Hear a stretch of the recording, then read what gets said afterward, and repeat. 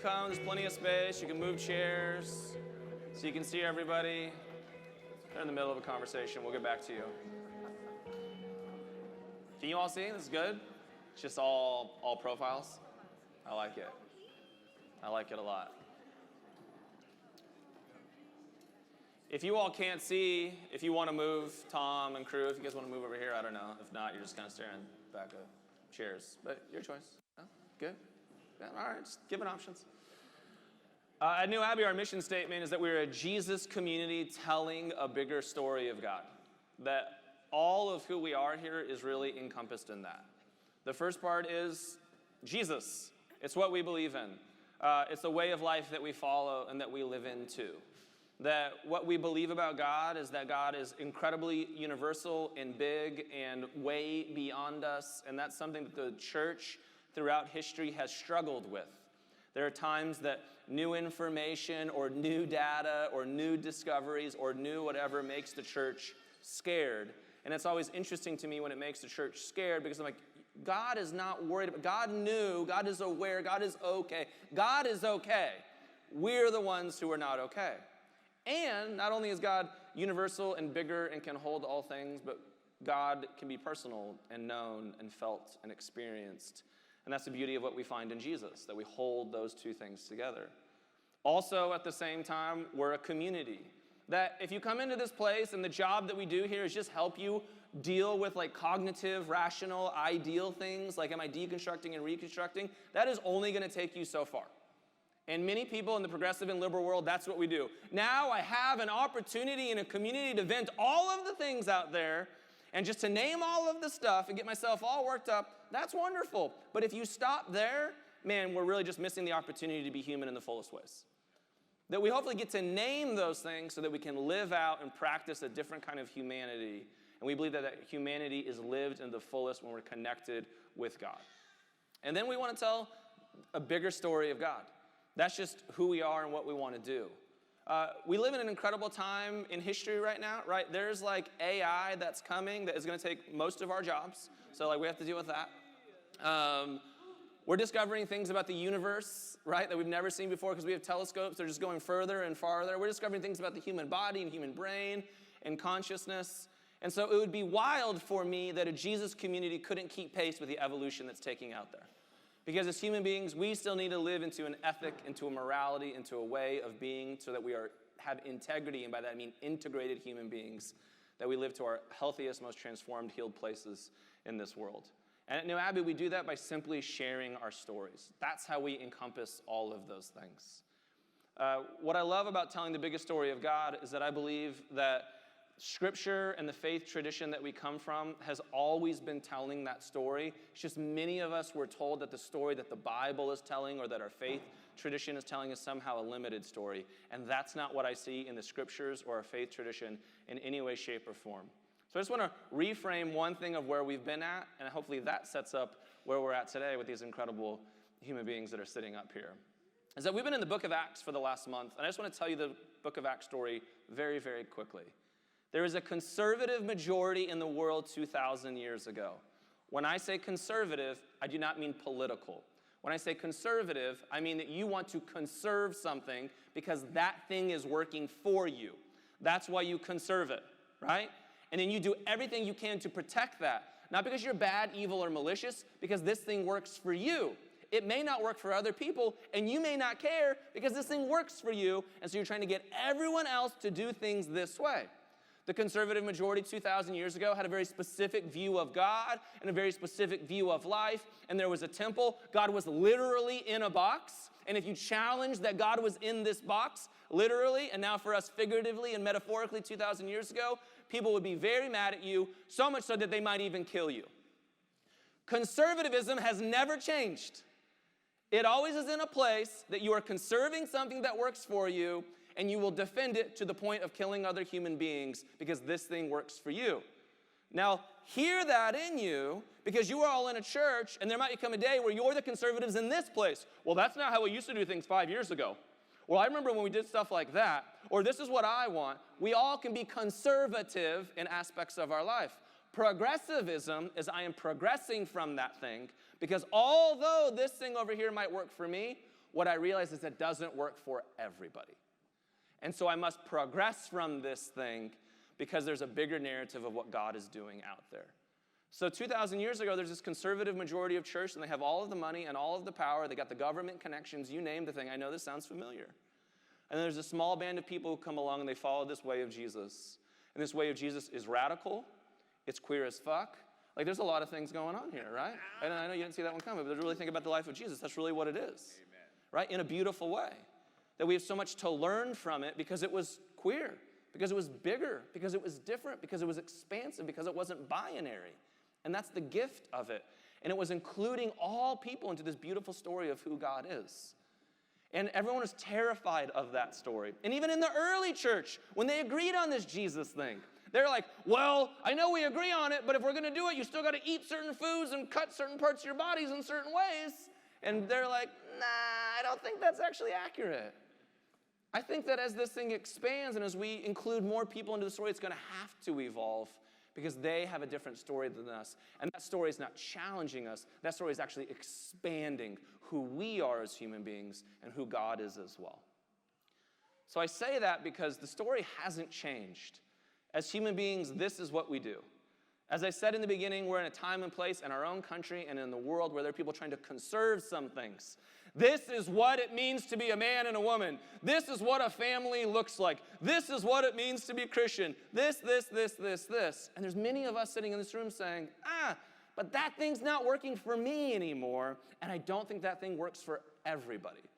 And so we want to keep telling a story where this thing gets to progress, get bigger, grow beyond, because we know that when every human being's story is not just affirmed, but celebrated, that actually shows more of who God is. That doesn't limit who God is. And the more fully that we see God, the more fully that we see ourselves. And that's what we do at New Abbey.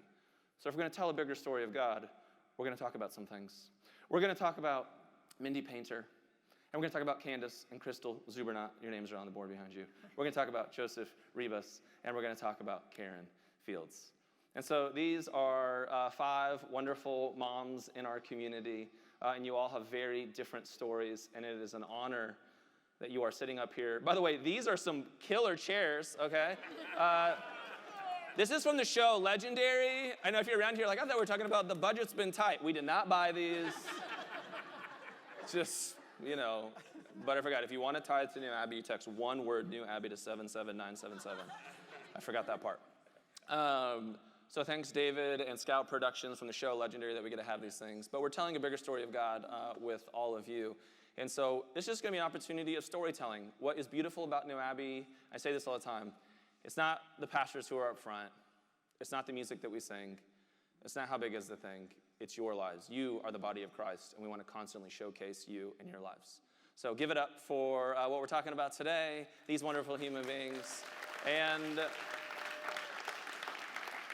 they're just going to start off by describing their family. Mindy's going to start for us. Mindy's just this incredible human being who I'm going to hopefully not steal any of your thunder, but the way that you talk about mothering, the narrative that you've gone through has led you from infertility to Tennessee to Florida to Africa, all over the world and here in this place. And we're just so grateful that you can share with us. So tell us a little bit about your family. Hello, everyone. I also want to say hello to my mom because I think she's watching us online. So I love you, Mom. Happy Mother's Day. My name is Mindy, and I am married to Rich. Rich, would you just raise your hand just so that people see? That's my husband, Rich. We have been married for 22 years almost, coming up. And we have a 12-year-old son named Liam, who we adopted from Uganda almost 9 years ago. And this was after 9 years of trying and waiting to start our family. Learning I had endometriosis, we had a failed IVF, and ultimately grieving the loss of my dream of carrying a baby. It was a dream I had since I was a little girl. And so I say all this because I think it is important to see the journey. But also, as Corey mentioned, Mother's Day was difficult for me for a number of years. I think it's good to acknowledge that this holiday can often be challenging for a variety of reasons. So if that's you, if you're feeling some of that today, you're not alone. And if it helps, we can all just take a big, deep breath right now and just, we're together, okay? So maybe let's just do that. Just inhale in and exhale. And just know that you're seen and loved and held here today. And if anybody wants to talk afterwards, I'm here and available. Mindy mothering all of us. Yeah. Candace, Christy, want to tell us a little bit about your family? Sure. Yes, do you need this? Yeah, thank you. When I came in today, I was like, it's Mother's Day, and I'm going to be on a throne. And I get to, like, be on the top of a throne. Not to, like, place myself above you guys or anything, but... Yeah. So, my name's Crystal Zubernat, and this is my smoking hot wife, Candace Zubernat. We've been married for just 10 years this month, and together for 18. And of course, we couldn't get married until 10 years ago. And we got married in May. In June, we started IVF. So our kids are 9 because my wife would not have babies with me until we got married, as a conservative Christian would do. She made me wait, she put a ring on it, all the things. We met in seminary, as lesbians do. And so now we have 2. Tomorrow our kids will be, our twin, boy-girl twins, Deacon and Dylan, will be 9 years old. And we're living a life we were told we would not be able to live together as mothers. Anything you want to add? Yeah, nope. Yeah, Mr. Joseph Rivas, or as your girls call you, Mommy. They do. Yeah. I knew Abby. I'm a little nervous, but I just, I want to say that I grew up with a mother who was to me. She taught me everything about God, about prayer, and about life. And I lost her many years ago.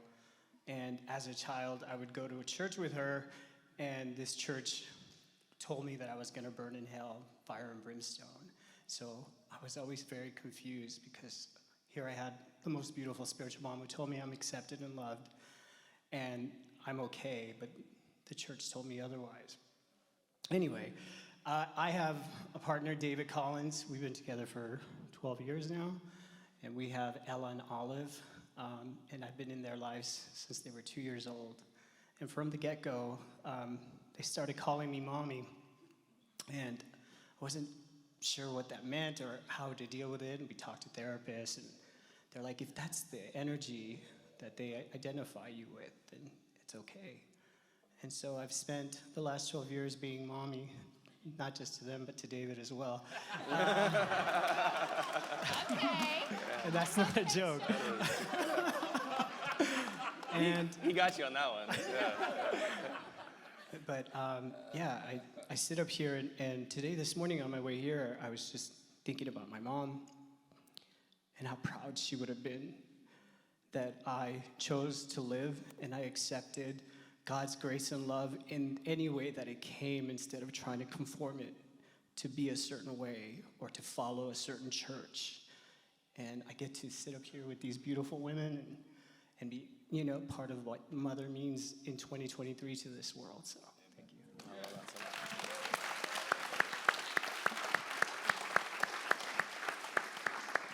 This is Karen Fields, who just so grateful for. She's also our children's and family pastor, so you're welcome.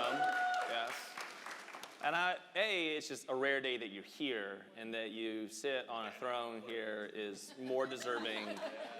And I know that you also feel quite comfortable in it, so yeah.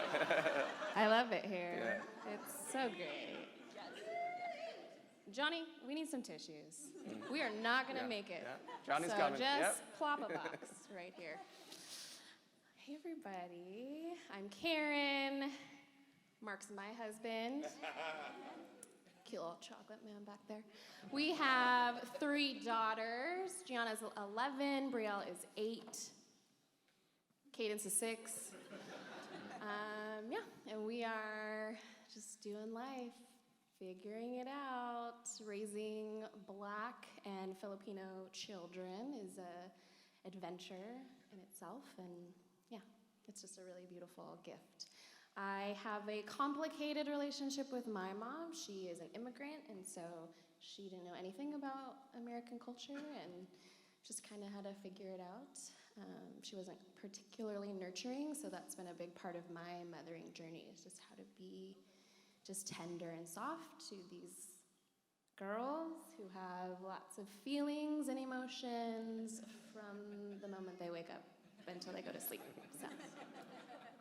I love it. Well, one of the things I appreciate about you, Karen, is your honesty in mothering and the honesty of just place in life, that you have these young Black Filipino girls living in America in 2023. The way that you protect them, care for them, make them brave, make them strong. You can cry it up. It's good, yeah. And I think the honesty that we talk at times of, this is for all of us in the room. Sometimes being parents, you're like, oh, parenting is hard. There's days that you wake up, you're like, oh, there's no like return item here, you know? Like this is a thing that we're gonna keep doing. Yeah, I'm just grateful for your vulnerability and all of that. We're a church, and so I'd love to hear about, maybe we'll start with you, Candace and Crystal, just what's God like in your life right now as moms and with your kids? Yeah, when Crystal's joking, I am kind of a traditional person, so I did make her get married before we had kids. I did not make her wait to have sex, though. Yeah. So I'm not that traditional.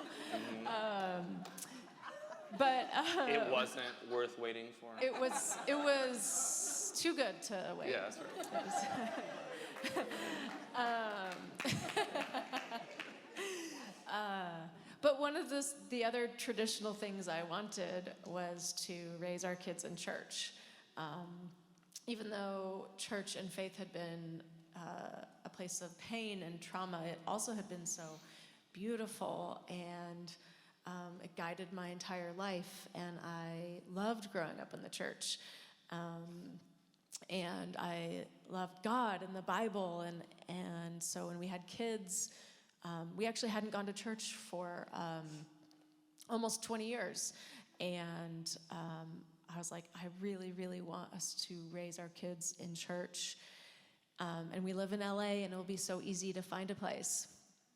And then it wasn't very easy, and that was really painful.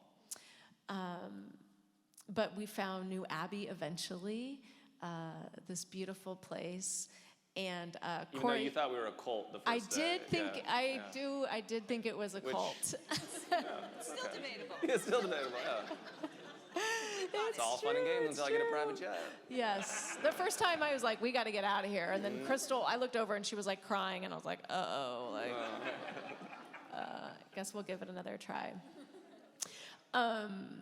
But Corey often says, like, we want New Abbey to be a place where our kids don't have to unlearn as much as we did. And I kind of think that might just be a part of growing up in life and parenting. I think there probably will still be lots that they unlearn. But, recently we were talking to the kids about God, and we're at the dinner table, and I'm just like, I cannot believe we're having this conversation. And Deacon is like, God, I think God is trans, because God is they and he and she. And then Dylan pipes in, and she's like, no, I mean, God really doesn't have a gender, so less of like trans. And I'm thinking, like, I'm not really sure what to say except for like, yeah, whoa.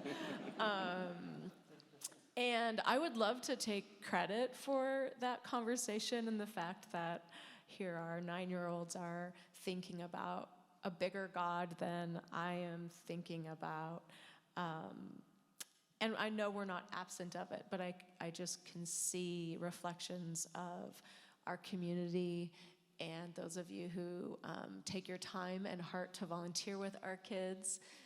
It's not small, and we see it around the dinner table when they are reflecting God's wonderful, beautiful, genderless, trans self in our home. So, By the way, I need a tissue. You made a volunteer plug in the middle of that? That is everything that I want as a pastor.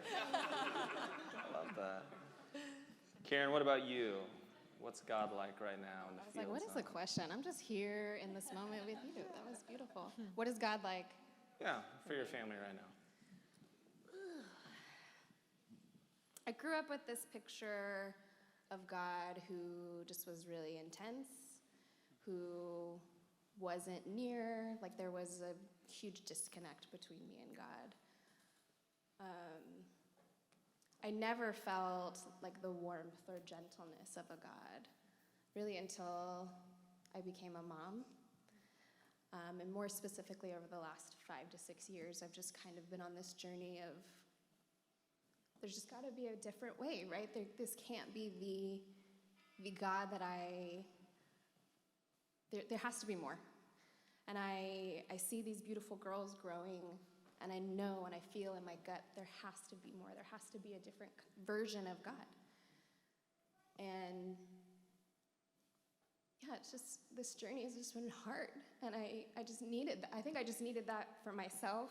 I needed to just reframe and reclaim an image of God that was tender and soft for me as I am raising these kids. And we were really young when we had them, like infants. I look at Isaiah and I'm like, oh my God, I had a kid pretty much not long after I graduated college. And so God is mother to me now, you know. God is soft and gentle, and I feel so connected to nature with all the rain that we got, right? It's just so beautiful everywhere. And every time I see poppies, I go crazy. I'm like, oh my God, look at these poppies. And the girls are like, Mom, it's just a flower. But it's not just a flower to me. I really just feel like I see God everywhere. Just like these little glimpses and reminders that I'm here, I'm with you, I haven't left you. That I've been in the hard, and thanks, Mom. I've been in these seasons with you, and I know okay, just stay with me, okay? All this rain, right, that we've gotten, it just feels like a metaphor for my life. It just doesn't stop. Just so much darkness and hurt and pain. And then I just see all these beautiful flowers and all the lush, like, foothills that we live behind or in front of. And I'm like, God, okay. You are bigger than I could have ever imagined, and I'm just so grateful that I get to just bask in it, you know. And then I know this is a lot, but it's people like Mindy, I feel, who are just so very naturally nurturing, who just really are tender to my heart and nurture my own heart, and it helps me just have a bigger perspective and a bigger.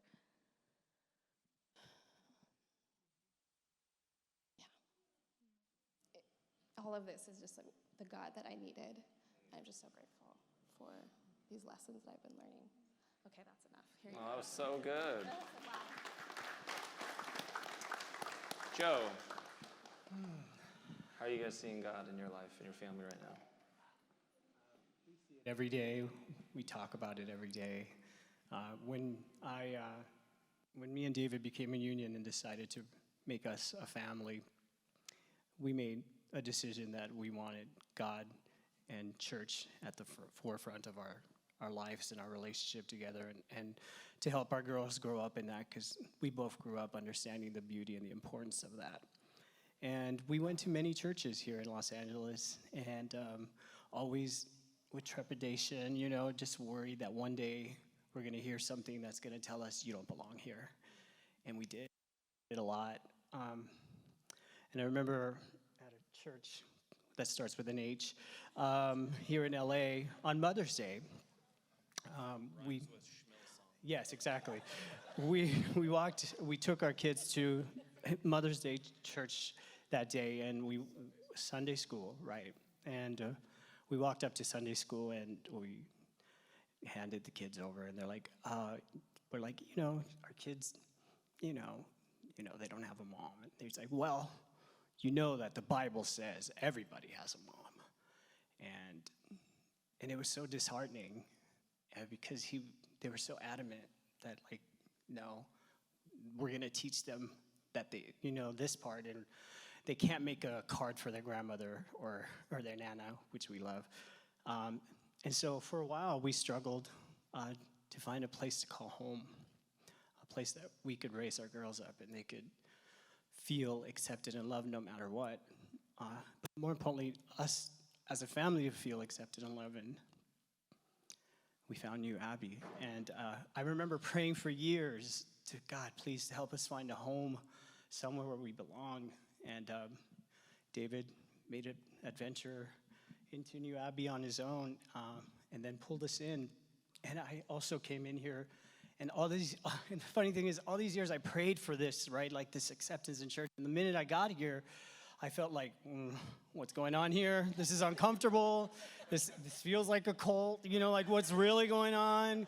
But it was all right. It was weird because everything I had prayed for and wanted for our family was here, and when I had it and it was there, it was uncomfortable. It was yeah.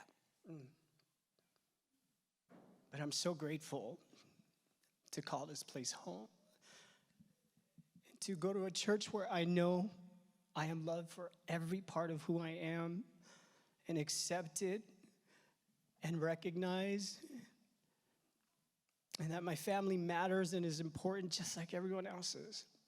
And that, to me, for my girls, for all the children, is like the most beautiful gift. And yeah, that's it. I can't do it. Well, it's so good. So good.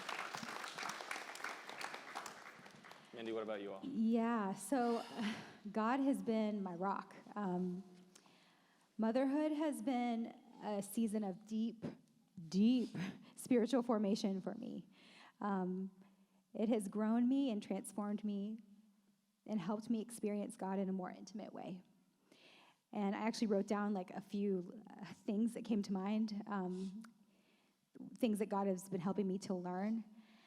I'm not a pro at this, but I'm on the journey, learning how to be present, create healthy attachment, build trust, be consistent, learning how to create safety, a space of belonging, sacrifice, being humble, learning how to let go of control, how to grow in patience, how to offer unconditional love, grace, and forgiveness, the importance of reconciliation, learning how to enjoy childlike wonder, how to connect with gratitude when things feel overwhelming, and how to offer support and encouragement. And the last thing that came to mind was learning about my flaws and my own weaknesses and the importance of caring for myself and healing myself and mothering myself so that I can show up and care for others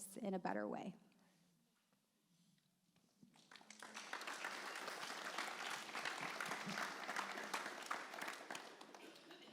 I was just really excited thinking about Mother's Day this year, thinking about having each of you up here, thinking about what you represent for our community.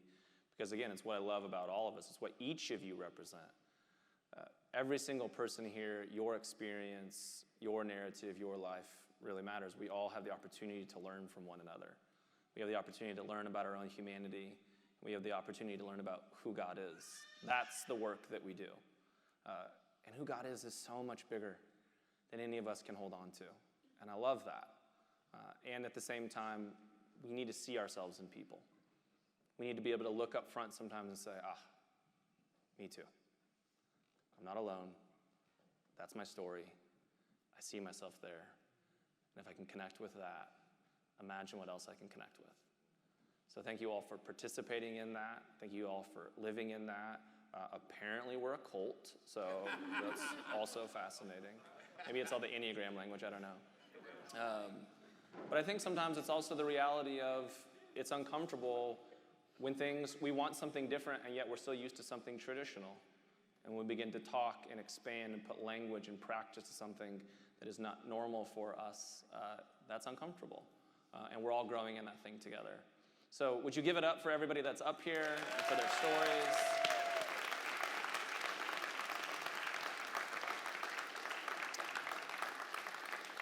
And this is just how we do it. So you're going to find those same 3 or 4 people around you and close with this question, which is, how can you tell a bigger story of God? Enjoy.